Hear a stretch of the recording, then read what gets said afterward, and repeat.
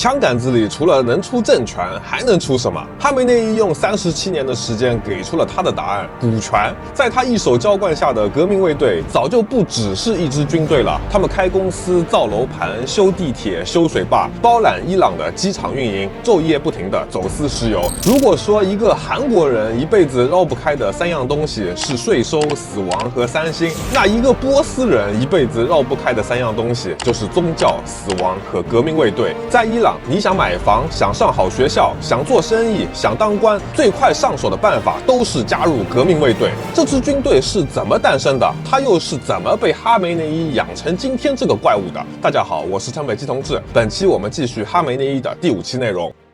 1979年伊斯兰革命，我们聊近代伊朗始终绕不开的事件。当时巴列维的国防军在革命洪流面前突然宣布中立，放弃了保卫国王。但这份迟来的投机既救不了巴列维，也换不来霍梅尼的信任。这支军队从上到下都打着美国的烙印，装备是美军的，军官多半在美国受过训。更重要的是，革命期间他们向示威群众开过枪，手上沾着革命烈士的血。所以霍梅尼需要一支新的只听命于最高领袖的武装力量。1979年5月5日，霍梅尼以约700名曾在黎巴嫩受训的革命分子为骨干，成立了伊斯兰革命卫队。这支部队的使命从第一天起就不是保家卫国，而是保卫伊斯兰革命的成果。也就是说，它是保卫政权的军队。作为霍梅尼最信任的亲信，哈梅内伊被安排亲自操刀组建这支军队。他学着苏联的政委制，为每个作战单位都配了个神学院出来的毛拉担任精神指挥官，这让这支军队在开始就对霍梅尼和哈梅内伊极为忠诚。1980年7月，霍梅尼的担心成了真的。一批原巴列维时代的空军军官秘密策划一场叫杰诺政变的行动，企图驾驶战机直接轰炸霍梅尼的住处，但被革命卫队的情报系统及时破获，涉案军官全部被处决。这件事给霍梅尼和哈梅内伊带来了极大的震撼，迅速壮大卫队力量刻不容缓。而要让一群狂热信徒蜕变成一支可战之师，最快的办法只能是战争。1980年9月，萨达姆入侵伊朗，两伊战争爆发。在战争期间，革命卫队从1万多人的民兵武装膨胀到35万人以上的正规编制。到战争后半程，伊朗80%以上的前线指挥岗位都已经是卫队军官在担任。这其中就有一个名叫卡西姆苏莱曼尼的年轻军官，在这场战争中从排长一路打到了师长。而当时已经升任伊朗总统的哈梅内伊频繁脱下轿袍，换上迷彩戎装，亲身出现在前线战壕。他蹲在战壕里和稚气未脱的年轻士兵拉家常，亲手给牺牲的战友主持追悼会。这让哈梅内伊在那个时候就与革命卫队结下了坚不可摧的血盟关系。1989年，霍梅尼去世，哈梅内伊上位，他接手的是一支有几十万兵力、有实战经验，并与他关系密切的武装力量。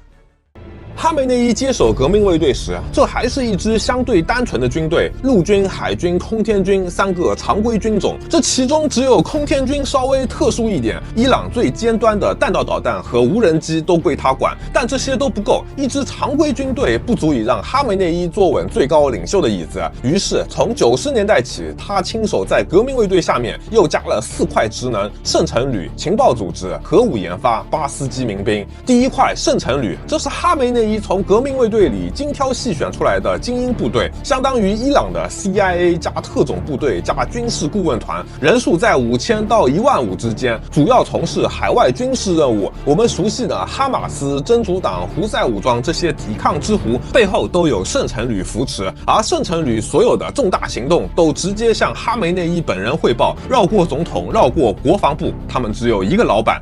第二块情报系统，伊朗的情报系统有3套，一套是政府的，一套是圣城旅的，另一套就是革命卫队的。3个情报系统互相平行，自己查自己的，但最终的情报全部汇总到哈梅内伊一个人的办公桌上。第3块核武研发，这里有个很多人不知道的事实，伊朗的核项目其实是2条线，明面一条叫伊朗原子能组织，隶属政府，负责核电站和铀浓缩，它主要的作用是应对国际原子能机构的检查，告诉全世界我伊朗搞核是为了发电。暗地里还还有一条叫国防创新研究组织，直接归革命卫队管，从核科学家到核工厂到核设施保卫。2020年被摩萨德在街头狙杀的伊朗核之父法赫里扎德，公开身份是核物理教授，真实身份是革命卫队的准将。第4块，巴斯基民兵。巴斯基在波斯语里是动员的意思。两伊战争期间，它的主要作用是动员伊朗底层青年去萨达姆的枪口上当炮灰。战争结束后，这支力量被哈梅内伊彻底改造，从对外作战转向对内控制。90年代起，哈梅内伊亲自推动立法，给巴斯基授予了一项关键权利：弘扬美德，禁止罪恶。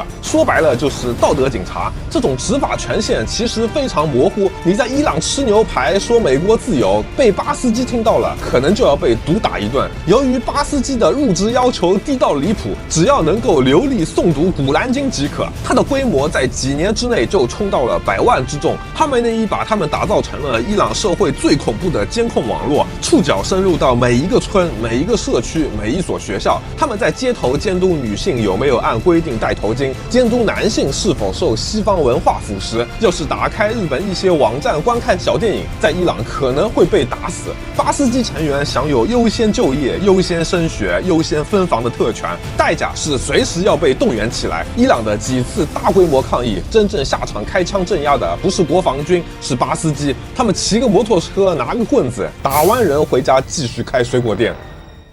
到这里，革命卫队已经在军事、情报、治安、海外行动上形成了一套完整的闭环。但有一个问题没解决，养这么大一支军队，钱从哪里来？全部靠国家财政，而国家财政要过议会、过总统这2关。哈梅内伊心里清楚，哪一环卡壳就能掐死革命卫队。他的解法简单粗暴，让军队经商。革命卫队的经济触手首先伸进了基建。1989年12月，哈梅内伊一纸命令，让革命卫队成立了一家叫先知之印的工程公司，名义上是军转民搞国家重建，实际就是把大量基建项目打包给革命卫队自己养自己。先知之印公司在革命卫队武装力量的加持下野蛮生长，逐渐垄断了伊朗的修路、修水坝、挖地铁、铺输油管、盖机场。德黑兰国际机场就是他运营的。到2010年代，他旗下有800多家子公司，涉及数百亿美元的无招标合同。除了基建，还有电信行业。2002年2月，土耳其电信公司在伊朗手机网络招标中胜出，但革命卫队掌握的媒体开足马力宣传，伊朗怎么能让外国人控制电话通讯？这会危害国家安全。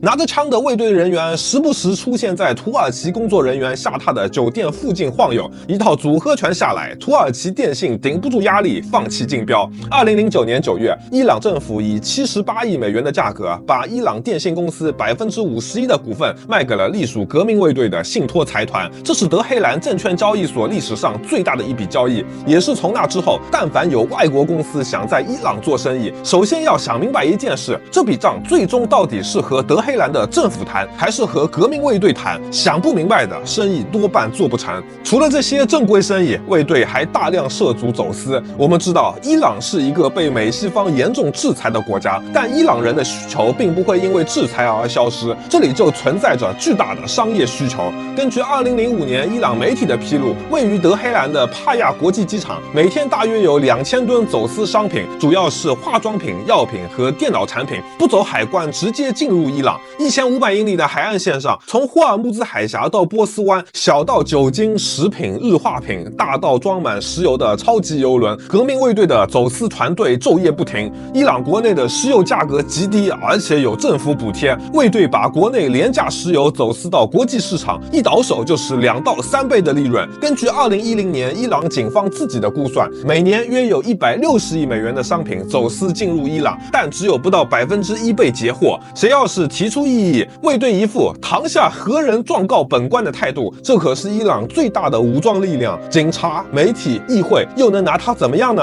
所有生意加起来，革命卫队通过500多家关联公司，控制了伊朗50%以上的进口，30%以上的出口。西方智库的保守估计，革命卫队一家公司掌握的是整个伊朗经济总量的20%到30%。一个国家30%GDP 属于一支军队。到近几年，革命卫队已经成了这个星球上为数不多的同时掌握着国家军权、经济命脉、情报网络权的单一组织。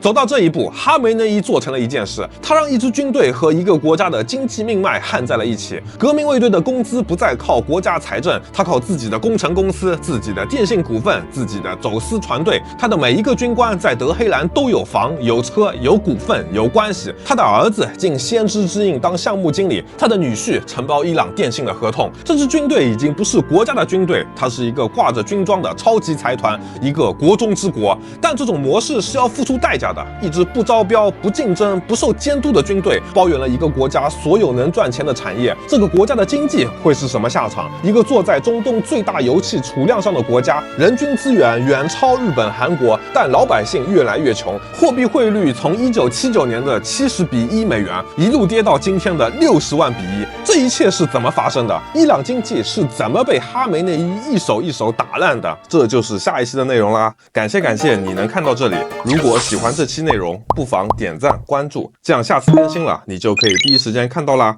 我是陈北基同志，让我们下期视频再见。